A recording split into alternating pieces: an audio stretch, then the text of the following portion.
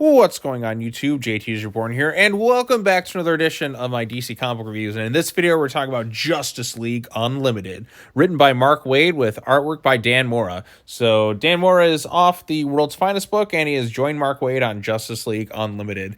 And this artwork looks spectacular because it is Dan Mora. Dan Mora is perfect for this kind of stuff. I mean, if you've seen World's Finest or watched any of my videos on it or read the books, you know the artwork is going to absolutely slap.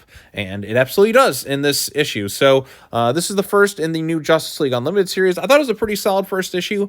I really like Justice League Unlimited, the cartoon series, so I think it's about time we got the Justice League back as a prominent book. And this one's kind of basically, like I said, taking the Unlimited concept, utilizing the Watchtower, having pretty much every hero on the planet kind of mixed into one organization. So it's like you can have all sorts of different team ups whenever. There's a little bit of a mystery going on. You get other characters who normally don't get the time to shine in some books in a book like this. So I think for those who just want to get like an overall grasp of the DC universe and see all the different heroes like kind of mixed in like some sort of capacity, then this is the book for you. It definitely has a lot that's trying to showcase right away, because we have the beginning of this thing. There's some stuff going on. A group known as Inferno is trying to take kind of cause some damage to a place that has the lead in stuff for electronics and all that too. So we got Inferno there. We got other things around the world. We have a character known as Airwave. It's his first time really at the Watchtower. And immediately as he's there, he just sees everything just going crazy. Like, oh, you over here, over here, over here, over here, over here. Like, you're just kind of trying to keep up. And that's where the Flash comes. It's like, okay, so here's this here. Here's this thing here. Here's this thing there. But it's kind of in the middle of just a pure kind of chaotic day, because with the Justice League here, there's always something crazy going on in the world. There's always some disaster going on. There's always people in need. So you have Red Tornado there, kind of okay, I'm going to bring this team together to go this way, and this team going here that. It's really great to see all the heroes just kind of working together as the ultimate force for good. And that's one of the things I liked about it. Just having the Watchtower here, it definitely has some familiarity if you watch Justice League Unlimited, the cartoon. And that's like I said, that's probably one of my favorite aspects of it. I felt like I was kind of back in an episode of that show, and just I could see whatever hero kind of showing up here, and it felt pretty good. Of course, Dan Mora's artwork is incredible. There's one instance where they're going here. They do Airwave does kind of helps manage to save somebody's life.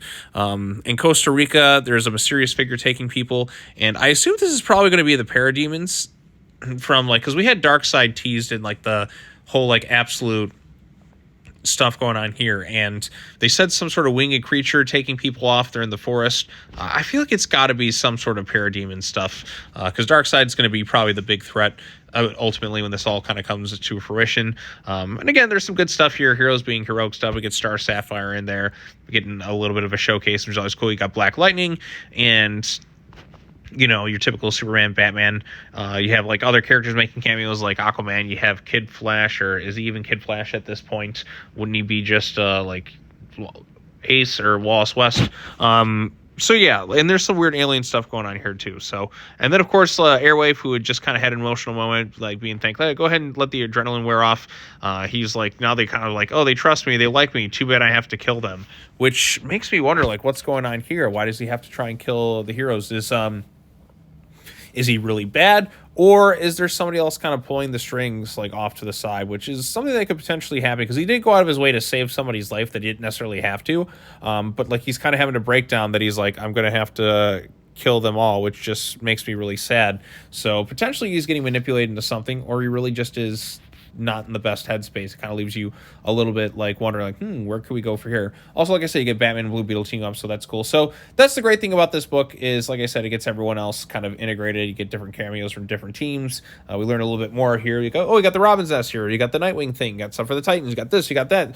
It is a lot of information to process at once, but I thought it was a pretty fun first issue, and I'm looking forward to see what happens. Oh yeah, also there's a prelude to Hush 2, which I guess is beginning in Batman 158. So it looks like Chip Zdarsky is going to be off that book, which, I'm pretty okay with, because I haven't been really a fan of what he's been doing. Hush is a pretty iconic Batman story. I wouldn't say it's my favorite or anything like that. I feel like it is a little bit overhyped. But Jim Lee is going to be doing the artwork, and I'm really excited about that, because I kind of miss seeing Jim Lee just do art on a book. It feels like it's been whatever. I know he's head of DC in a lot of ways, but, I'd rather just kind of see him just doing some artwork and maybe let somebody else kind of take over as the head of DC. I don't exactly know, but this is a pretty good book. Like I said, if you like the heroes and you like to see different ones kind of interact, and I think that's going to be the appeal of this book. So hopefully Mark Waid can kind of keep up the quality with it after a solid first issue. So, but anyways, that's all I really have to say about this particular issue. What did you think of it? Post your comments down below. Be sure to like this video, share it with your friends, subscribe to the YouTube channel for more content, hit the bell for notifications, all that fun stuff, and I will be back in the next video,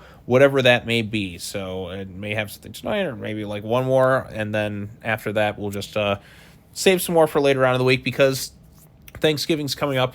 I got a big special coming out on Thanksgiving night, so look forward to all that stuff. But anyways, that's all I have to say. Take care now. Bye-bye then, and I'll see you all in the next video. Peace out.